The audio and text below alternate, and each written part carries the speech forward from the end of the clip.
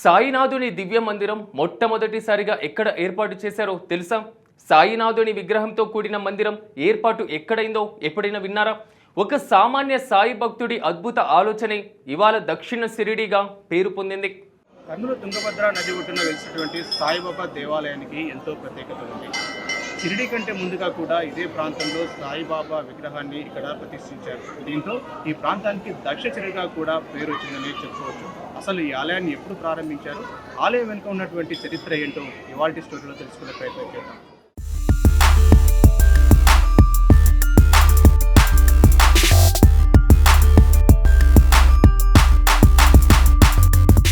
దైవం మానవ రూపంలో అవతరించి ఈ లోకంలో అన్నట్లుగా మనిషి రూపంలో ఉంటే భగవంతుడు సాయిబాబా అని నమ్ముతారు.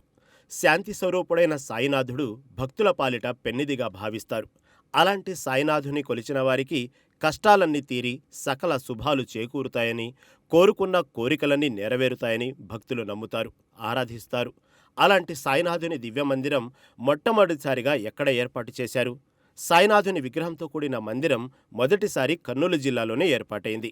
ఒక సామాన్య సాయి భక్తుడి అద్భుత ఆలోచనే ఇవాళ దక్షిణ షిరిడిగా పేరు పొందేలా చేసింది. భక్తుల పాలిట పెన్నిధిగా మారింది. సాయిబాబా కలలోకి వచ్చి ఆ భక్తుడికి చెప్పిన మాటలే ఇవాళ ఇంతటి ఆలయ నిర్మాణానికి నాందిగా మారింది.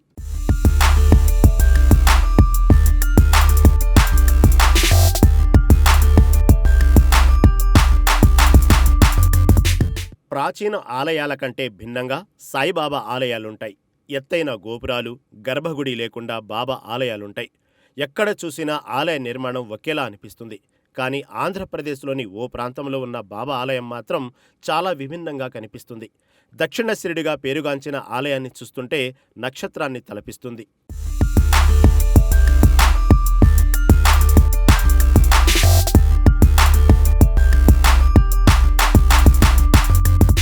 కర్నూలు నగరంలోని పవిత్ర తుంగభద్రా నది తీరం వద్ద వెలిసిన సాయిబాబా దేవాలయం భగవాన్ సాయినాథుని ప్రసన్న స్థానంగా నిలుస్తోంది. దక్షిణ షిరిడిగా పేరు పొందిన ఈ దేవస్థానానికి 1949లో శంకుస్థాపన జరిగి 1951లో అద్భుత శిల్పకళతో కూడిన నక్షత్రాకార ఆలయ నిర్మాణం పూర్తయింది. ఇదే ప్రపంచంలో తొలిసారి సాయిబాబా విగ్రహ ప్రతిష్ఠ జరిగిన స్థలం. ఈ అద్భుత నిర్మాణానికి కారకుడు పరమసాయి భక్తుడు కె వీరాస్వామి. తనకున్న సంపూర్ణ ఆస్తిని అమ్మేసి వచ్చిన మొత్తం ధనంతో ఈ ఆలయాన్ని నిర్మించారు. ఆయన భక్తి, ఆయన తపస్సే ఈ క్షేత్రాన్ని వేలాది భక్తుల పుణ్యక్షేత్రంగా నిలబెట్టాయి. అప్పటి నుంచి ఇంతవరకు ఈ ఆలయం భక్తుల రద్దీతో కళకళలాడుతూనే ఉంది. ప్రతి గురువారం ఇక్కడ నిత్య అన్నదానం నిర్వహించడం ఈ ఆలయ ప్రత్యేకత. ఓం సాయిరామ్. కర్నూలు దక్షిణ షిరిడిగా పేరుగాంచిన మన షిరిడి సాయిబాబా దేవస్థానం ప్రపంచంలోనే అతిపెద్ద దేవాలయం, మొట్టమొదటి దేవాలయం. ఎందుకనగా బాబా గారు ఉన్నప్పుడు ఒక భక్తుడికి ఒక విగ్రహం, చిన్న విగ్రహం ఇచ్చారు పూనాలో ఉన్నటువంటి ఊరిలో. అలాగే 4.5 అడుగుల విగ్రహం ప్రపంచంలో ఎక్కడ లేడు. మొట్టమొదటి విగ్రహ ప్రతిష్ఠ జరిగింది మన కర్నూలులోనే. ఇది 1949లో భూమి పూజ చేసి 1951 నవంబర్ 21వ తారీఖు రోజు ఇక్కడ ప్రతిష్ఠ జరిగింది. నేటితో ఈ సంవత్సరం నవంబర్ 21వ తారీఖుకి 75 సంవత్సరాలు అవుతున్న సందర్భంగా మన దేవస్థానంలో వేలాది మంది భక్తాదులు వచ్చి స్వామివారు దర్శించుకుంటున్నారు. 1951లో ప్రతిష్ఠ అయిన తర్వాత షిరిడి సంస్థాన్ వారు 1953లో మన దేవాలయం ట్రస్ట్ వారు విజిట్ చేసి, అయ్యా ఇంత పెద్ద చక్కగా దేవాలయాన్ని ఎక్కడ నిర్మించారు, ఎవరు చెక్కారు ఈ దేవాలయాన్ని అని అంతా తెలుసుకున్న తర్వాత వారు 1956లో బాబా గారి యొక్క సన్నిధానంలో విగ్రహ ప్రతిష్ఠ చేశారు.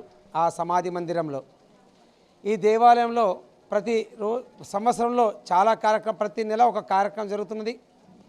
అందులో భాగంగా ఈ మాసము కార్తీక మాసం మహిళలకు, ముత్తైదులకు ఎంతో ప్రీతికరమైన మాసము. ఈ మాసమంతా నెల రోజులు ఉదయాన్నే తెల్లవారుజామున 4:30-5 గంటలకంతా వచ్చి దేవాలయంలో మహిళలంతా వచ్చి స్వామివారిని దర్శించుకొని ఇక్కడ ఉసిరి చెట్టు ఉంది వలన అక్కడ ఉసిరి చెట్టుకు వచ్చి పూజ చేస్తారు.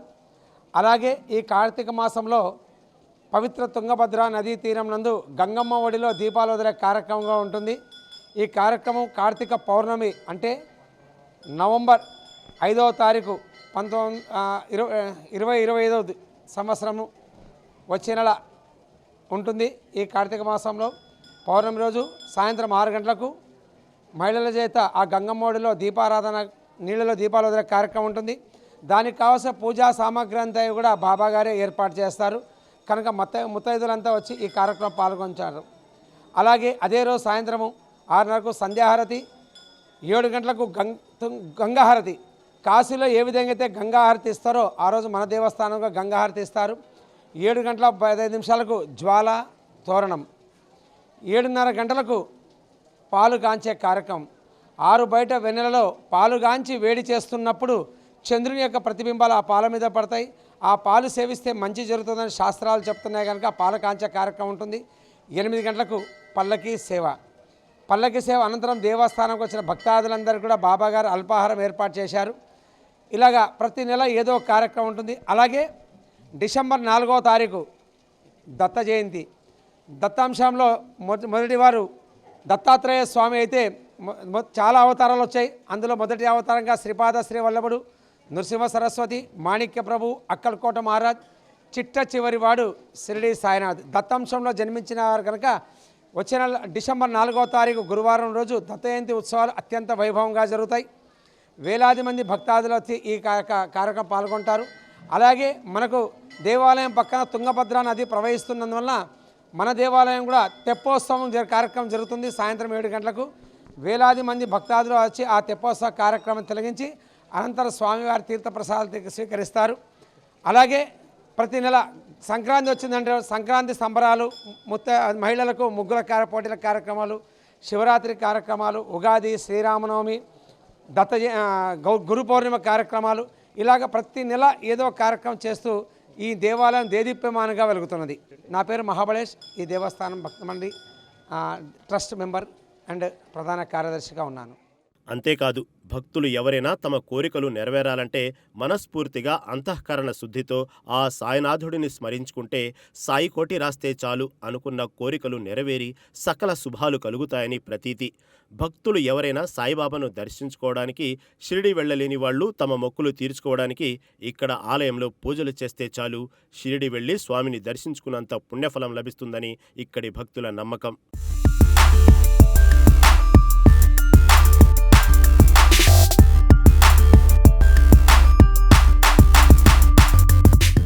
మేము 25 సంవత్సరాల నుంచి బాబా గుడికి వస్తూనే ఉన్నాము. ప్రతి వారం వస్తూనే ఉంటాం. కార్తీక మాసం ఇంపార్టెంట్గా వస్తాము. బాబా నమ్మిన తర్వాత మాకు కొన్ని కష్టాలు నెరవేరినాయి. మా పిల్లల చదువులు ఫారిన్లోకి వెళ్ళారు. బాబా పారాయణం చేస్తూ మా పిల్లల చదువు బాగా వచ్చింది. మంచి సంబంధాలు వచ్చినాయి. ఫారిన్లో సెటిల్ అయినారు. ఒకరు దుబాయ్లో ఉన్నారు, ఒకరు సింగపూర్లో ఉన్నారు. మా పిల్లలు మంచి సెటిల్ అయినారు. అంతా బాగా నచ్చింది. అందుకు మేము బాబాకు ప్రతి నెల పారాయణం చేస్తూనే ఉంటాము. మాకు తోచిన కాడికి ఏదో ఒకటి సాయం చేస్తూనే ఉంటాము.